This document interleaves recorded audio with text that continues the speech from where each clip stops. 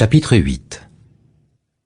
Instruis l'enfant selon la voie qu'il doit suivre, et quand il sera vieux, il ne s'en détournera pas. Proverbe 22, 6. On a eu d'autres séances de fouet, mais très peu. Hendrik restait le seul homme du régiment à être passé par la cour martiale. Les autres ont eu droit à des punitions administratives, tout comme moi. Pour le fouet, il est nécessaire d'en référer au commandant de régiment, ce qu'un officier subalterne n'apprécie pas, pour le dire simplement. Le major Malloy, quant à lui, préférait renvoyer les fautifs comme éléments indésirables au lieu de les condamner au poteau. D'une certaine façon, le fouet est une sorte de compliment. Il signifie que nos supérieurs hiérarchiques envisagent la possibilité infime qu'on ait suffisamment de caractère pour devenir soldat, puis citoyen, si improbable que ça paraisse sur le moment. J'ai été le seul à écoper de la punition administrative maximale. Personne d'autre n'a encaissé plus de 3 coups. Personne n'a été aussi proche que moi de raccrocher, de remettre ses habits civils avant de se raviser.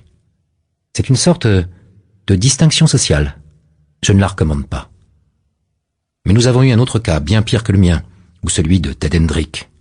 Un truc horrible. Une fois, on a érigé une véritable potence. Que les choses soient claires. Cette affaire n'avait vraiment rien à voir avec l'armée. Le crime n'avait pas été commis à Kankuri. L'officier d'affectation qui avait proposé à ce type d'intégrer l'IM aurait mieux fait de rendre sa combi. L'homme avait déserté à peine 2 jours après notre arrivée à Curie. Ridicule, bien sûr, mais dans cette affaire, tout était ridicule. Pourquoi ne pas avoir démissionné? La désertion, évidemment, fait partie des fameuses 31 manières d'exploser en vol.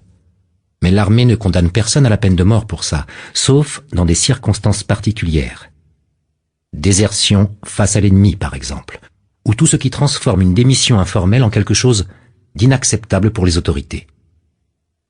L'armée ne fait aucun effort pour retrouver et ramener les déserteurs. Tout ceci n'a vraiment aucun sens. Nous sommes tous volontaires. Nous faisons tous partie de l'IM. Nous voulons en faire partie. Nous sommes fiers de l'IM et l'IM est fier de nous. Et si quelqu'un n'est pas d'accord avec ça, s'il n'y consent pas corps et âme, je préfère ne pas l'avoir à mes côtés quand les ennuis commencent. Si je suis blessé au combat, je sais que mes compagnons d'armes ne m'abandonneront pas, parce qu'ils font partie de l'IM et que j'en fais moi aussi partie. Ma peau vaut autant que la leur. Je ne veux pas d'un ersatz de soldat qui traîne en route, qui se planque quand les choses se gâtent. Il vaut mieux un trou dans ses rangs qu'un soi-disant soldat qui souffre du syndrome du conscrit. Si un type veut s'enfuir, très bien. Qu'il s'en aille. Pourquoi s'embêter à le récupérer? C'est une perte de temps et d'argent. Bien entendu, la plupart d'entre eux finissent par revenir plusieurs années après, parfois, auquel cas, l'armée leur colle 50 coups de fouet avant de les relâcher au lieu de les pendre.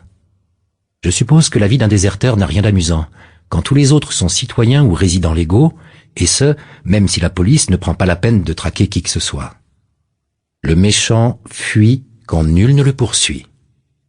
La tentation de se rendre, de rentrer dans le rang et de respirer à nouveau doit être insupportable. Mais ce gars-là ne s'était pas rendu. Il avait filé depuis 4 mois et sa propre compagnie n'avait aucun souvenir de lui. Il était resté à peine 2 jours.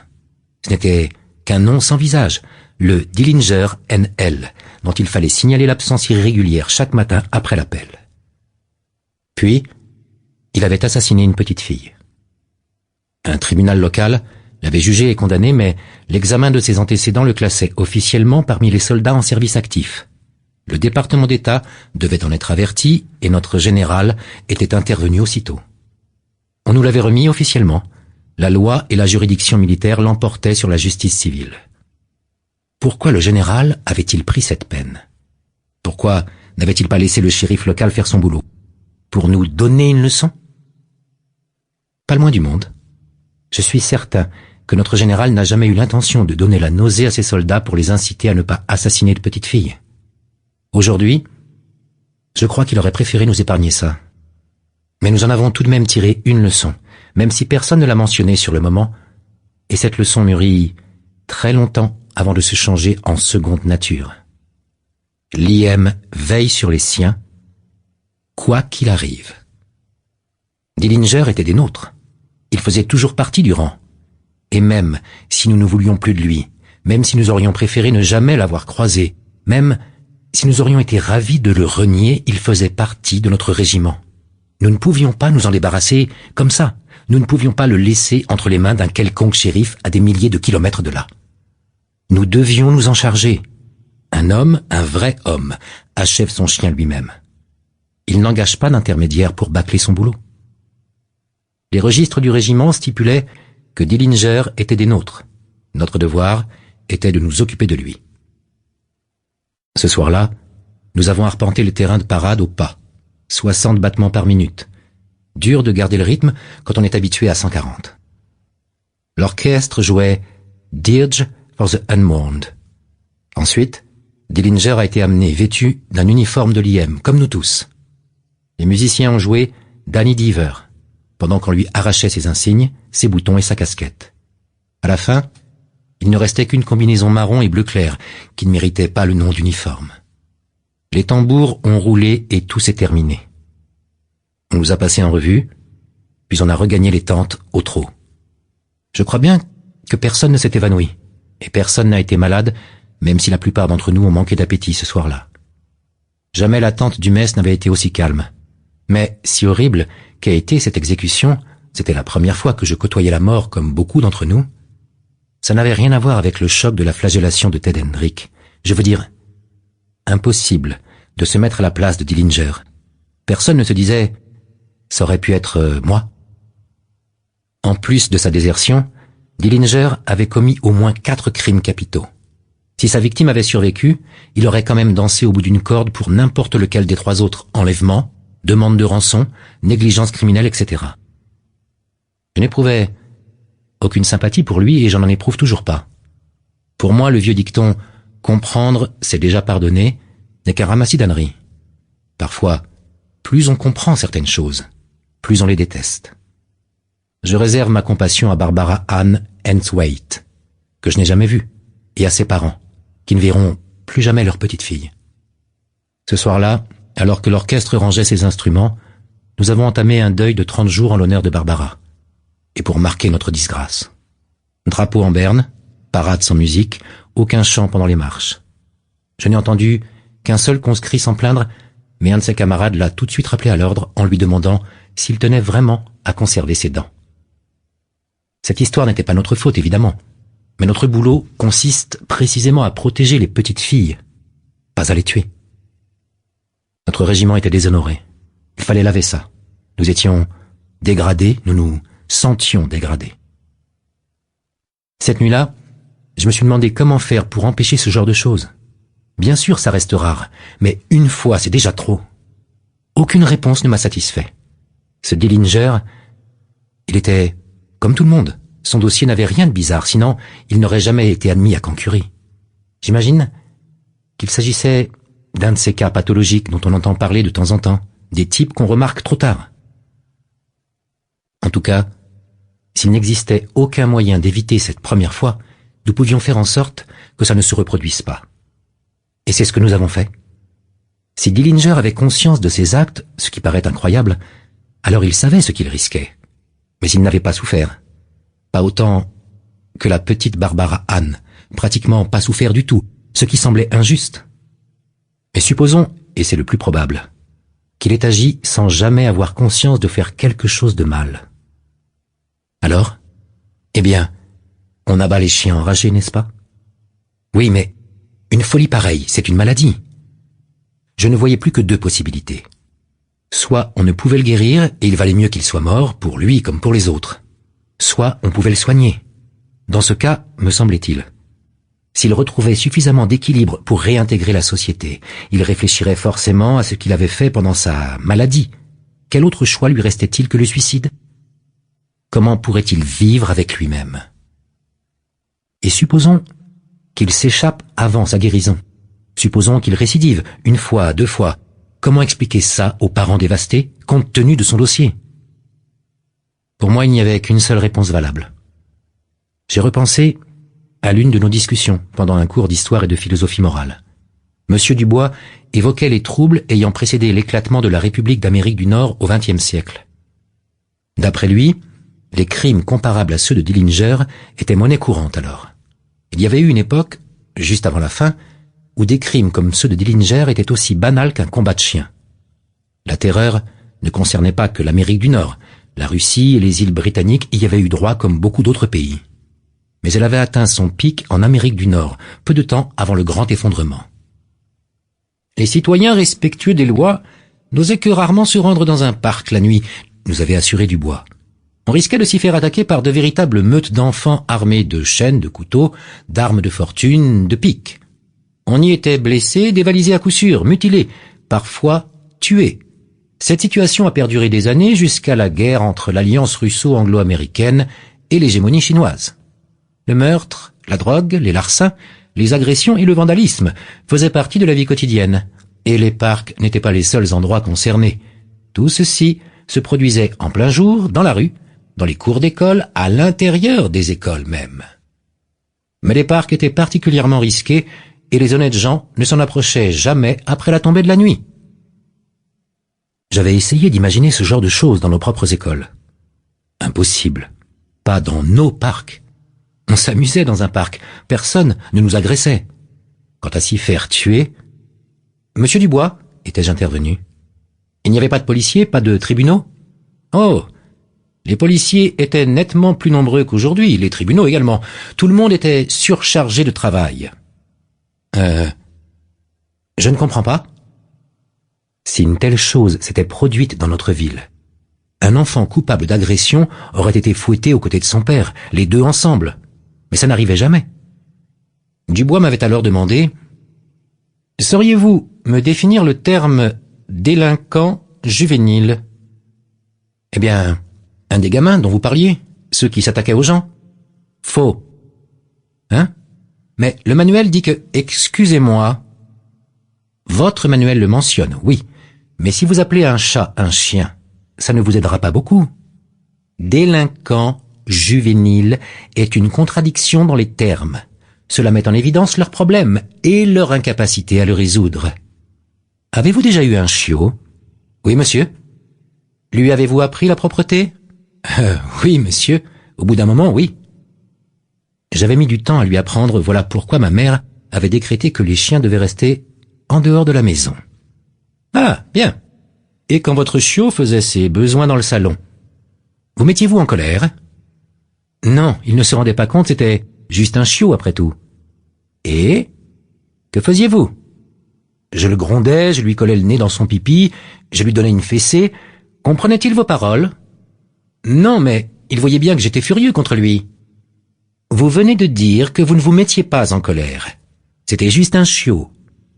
Dubois avait le don de m'embrouiller. Non, mais il fallait lui faire croire que je l'étais. Il devait bien apprendre, n'est-ce pas?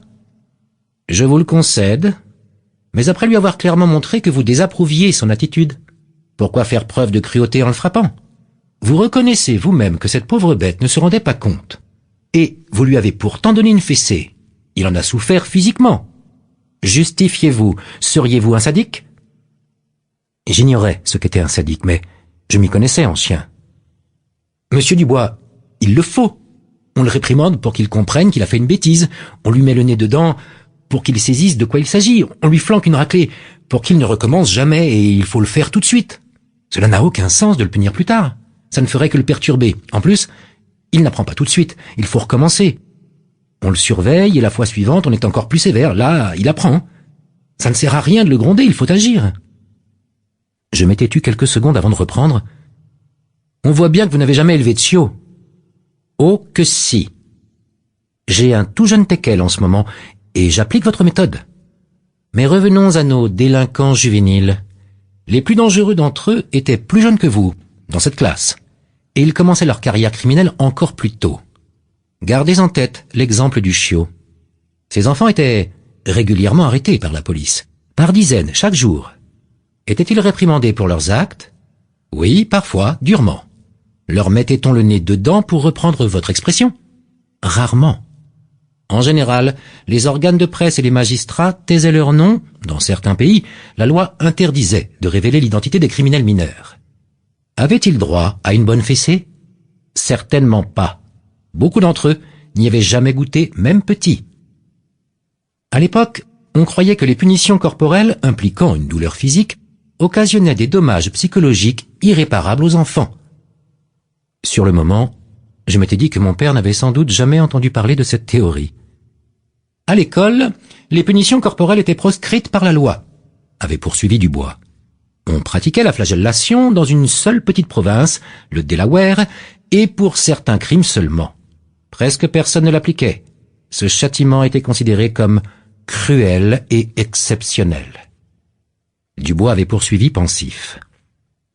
Je ne comprends pas cette objection aux châtiments cruels et exceptionnels. Même si un juge a l'obligation d'être bienveillant par principe, ses sentences sont censées faire souffrir le criminel, sinon, pourquoi le punir? Et la douleur est un mécanisme de base implanté en nous par des millions d'années d'évolution. C'est la douleur qui nous met en garde, qui nous avertit qu'un danger menace notre survie. Pourquoi la société devrait-elle refuser un mécanisme aussi perfectionné? Mais cette époque croulait d'idioties pré-scientifiques pseudo-psychologiques. Quant à l'aspect exceptionnel, il est évident qu'une punition doit être exceptionnelle, sinon elle n'a aucun sens. Il avait ensuite pointé son moignon vers un autre élève. Que se passerait-il si on frappait un chiot toutes les heures? Ça le rendrait fou. Probablement, oui. En tout cas, il est clair qu'il n'en tirerait aucune leçon. Le proviseur de ce lycée a-t-il récemment renvoyé un élève? Je ne sais pas. C'est arrivé il y a 2 ans, je dirais. L'élève a été viré parce qu'il... Peu importe. Cela fait déjà pas mal de temps. Une telle punition est si exceptionnelle qu'elle en devient significative. Elle instruit, elle est suivie des faits. Mais revenons à ces jeunes criminels. Personne ne leur donnait jamais de fessée quand ils étaient petits. Et personne ne les fouettait pour leurs crimes. La séquence habituelle ressemblait à ça. Premier délit, un avertissement. Une simple remontrance, souvent sans procès. Après plusieurs délits, une sentence d'emprisonnement mais avec peine suspensive et mise en liberté surveillée. Dans la pratique, un jeune pouvait être arrêté et jugé plusieurs fois avant d'être puni. Auquel cas, on l'enfermait avec d'autres criminels auprès desquels il prenait de nouvelles habitudes criminelles. S'il se tenait à l'écart des ennuis majeurs pendant sa détention, on lui aménageait sa peine, déjà légère, et il obtenait une liberté conditionnelle, comme on disait à l'époque. Ce processus délirant se reproduisait parfois pendant des années alors que ses crimes gagnaient en fréquence et en gravité. Rien, aucune punition, à part de brefs séjours en prison. Et puis soudain, à son 18e anniversaire, le délinquant juvénile devenait officiellement un criminel adulte. Dans bien des cas, il finissait dans le couloir de la mort quelques semaines à peine après sa majorité, dans l'attente de son exécution pour meurtre. Vous... Il m'avait à nouveau désigné. Supposons que vous réprimandiez légèrement votre chiot, que vous ne le punissiez jamais, que vous le laissiez faire n'importe quoi dans la maison, que vous le fichiez dehors de temps en temps avant de le faire rentrer en l'avertissant de ne pas recommencer. Un jour, vous constatez qu'il a grandi, que vous avez un chien adulte et qu'il n'est toujours pas propre. Vous dégainez votre arme et vous l'abattez. Qu'en pensez-vous? Eh bien, c'est une façon absurde d'élever un chien. Je suis d'accord avec vous. C'est la même chose pour un enfant. Qui est responsable à votre avis? Moi, je suppose. Je suis d'accord avec vous une fois de plus. Et je ne suppose rien, moi. Une fille était intervenue. Monsieur Dubois, mais pourquoi? Pourquoi n'ont-ils pas donné de fessée aux enfants quand il le fallait? Pourquoi n'ont-ils pas sévèrement réprimandé les plus âgés qu'ils méritaient? Ce genre de leçon, ça ne s'oublie pas, ça fait très mal, je ne comprends pas. Je l'ignore, avait-il répondu d'un ton sinistre. Les bonnes vieilles méthodes qui instillaient la vertu sociale et le respect des lois aux plus jeunes ne plaisent sans doute pas aux pseudo-professionnels pré-scientifiques qui s'autoproclamaient travailleurs sociaux ou parfois pédopsychiatres. C'était trop simple pour eux apparemment, n'importe qui pouvait s'en charger. Il suffisait d'être à la fois ferme et patient, exactement comme pour un chiot. Je me demande parfois s'ils ne cultivaient pas un penchant inavouable pour le désordre. Mais c'est peu probable. Les adultes agissent toujours en fonction d'impératifs supérieurs, quel que soit leur comportement. Mais, avait balbutié la fille, grand Dieu, je n'aime pas les fessées, pas plus que les autres enfants, mais quand j'en méritais une, ma maman n'hésitait pas à s'en charger. La seule fois où l'on m'a fouetté à l'école, j'ai reçu une deuxième correction à la maison. Et c'était il y a plusieurs années. Je ne m'attends pas à être déféré devant un juge et condamné au fouet. Il suffit de se tenir tranquille, ce genre de choses n'arrive tout simplement pas. Je ne vois rien de mal dans notre système social. C'est mieux que de ne pas pouvoir sortir sans risquer sa vie. Ça, c'est horrible. D'accord avec vous. Jeune fille, l'erreur tragique que tous ces gens bien intentionnés ont commise en croyant bien faire va très loin. Ils ne suivaient aucune théorie scientifique morale. Oh, ils avaient bien une certaine forme de morale, ils essayaient de vivre avec. Je n'aurais pas dû critiquer leur motivation, mais leur morale était fausse. Des vœux pieux, principalement, voire de l'authentique charlatanerie. Plus ils étaient sincères, plus ils s'éloignaient de la vérité. Voyez-vous, ils partaient du principe que l'homme possède un instinct moral. Monsieur, mais je croyais... Mais il en a un. Moi, j'en ai un en tout cas. Non, ma chère. Vous avez une conscience cultivée, éduquée avec beaucoup de soin. L'homme n'a pas d'instinct moral. Il ne naît pas avec un sens moral. Vous n'êtes pas né avec. Je ne suis pas né avec. Un chiot ne naît pas non plus avec. Le sens moral est acquis. Si nous le souhaitons, par l'éducation, l'expérience, le dur labeur de l'esprit. Ces malheureux délinquants juvéniles en étaient dépourvus, comme vous et moi, mais eux n'ont pas eu l'occasion de l'acquérir. Leur expérience sociale l'interdisait. Qu'est-ce que le sens moral? Une simple élaboration de l'instinct de survie. L'instinct de survie est la nature humaine elle-même. Chaque aspect de nos personnalités en dérive. Tout ce qui entre en conflit avec l'instinct de survie agit tôt ou tard pour éliminer l'individu, échouant ainsi à se transmettre aux générations futures. Cette vérité est démontrable mathématiquement, vérifiable partout. C'est le seul impératif éternel dont dépendent nos actes. Il avait poursuivi sa démonstration. Mais l'instinct de survie se décline aussi en motivation plus subtile et plus complexe que l'unique besoin aveugle et primitif de rester en vie. Jeune fille, ce que vous considérez comme votre instinct moral vous a été inculqué par vos aînés.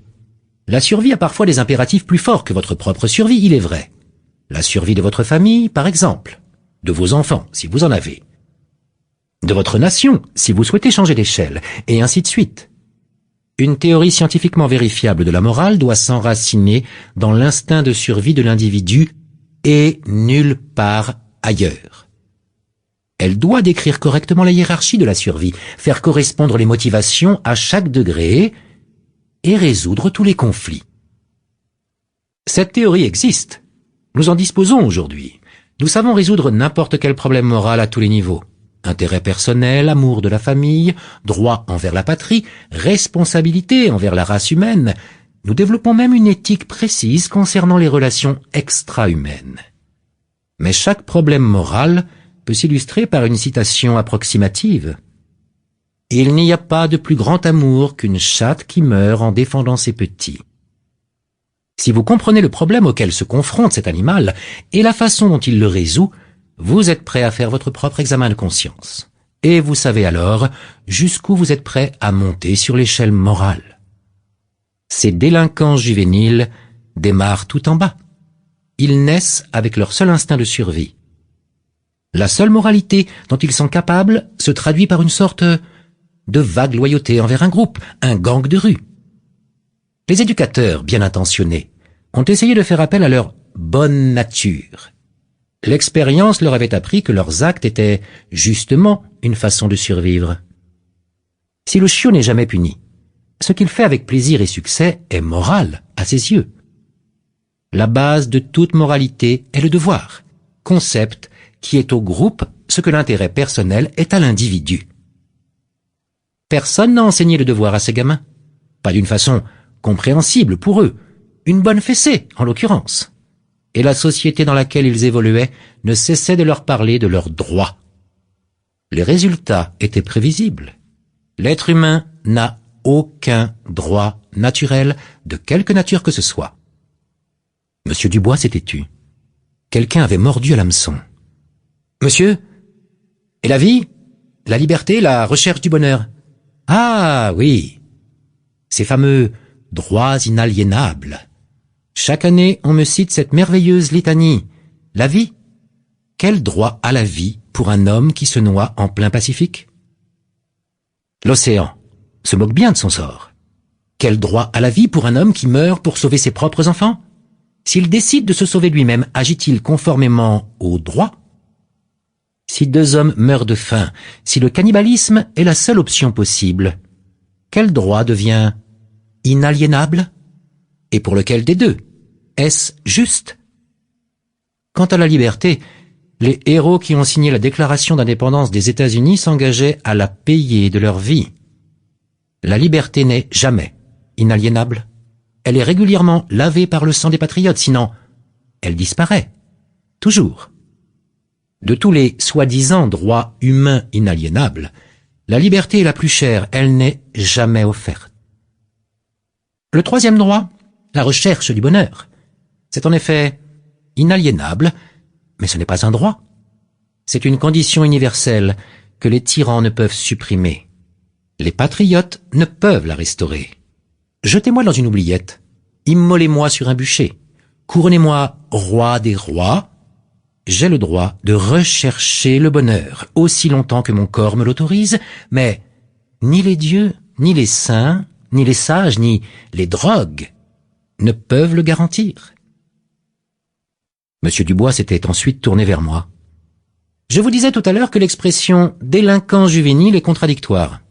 Délinquant signifie qui a failli à ses devoirs, mais le devoir est une vertu adulte. En effet, un jeune devient adulte quand et seulement quand il comprend la nature du devoir et l'embrasse aussi passionnément que l'amour de lui-même. Il n'y a jamais eu, il ne peut y avoir de délinquant juvénile. Pour chaque délinquant juvénile, il y a un ou plusieurs délinquants adultes. Des gens plus âgés qui ignorent tout du devoir ou le connaissent, mais échouent. Voilà la faiblesse qui a détruit ce qui était, par bien des aspects, une culture admirable. Les jeunes voyous qui hantaient leurs rues étaient le symptôme d'une maladie plus grave. Leurs citoyens, tous considérés comme tels, glorifiaient la mythologie des droits. Ils ont perdu le sens de leurs devoirs. Aucune nation ne peut se maintenir ainsi. Je me demandais comment M. Dubois aurait classé Dillinger. Était-ce un délinquant juvénile qui méritait notre pitié, même s'il fallait se débarrasser de lui? Était-ce un délinquant adulte qui ne méritait rien d'autre que le mépris?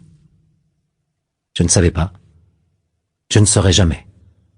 La seule chose dont j'étais sûr, c'était qu'il ne tuerait plus jamais de petites filles. Et ça me convenait très bien. J'ai fini par m'endormir.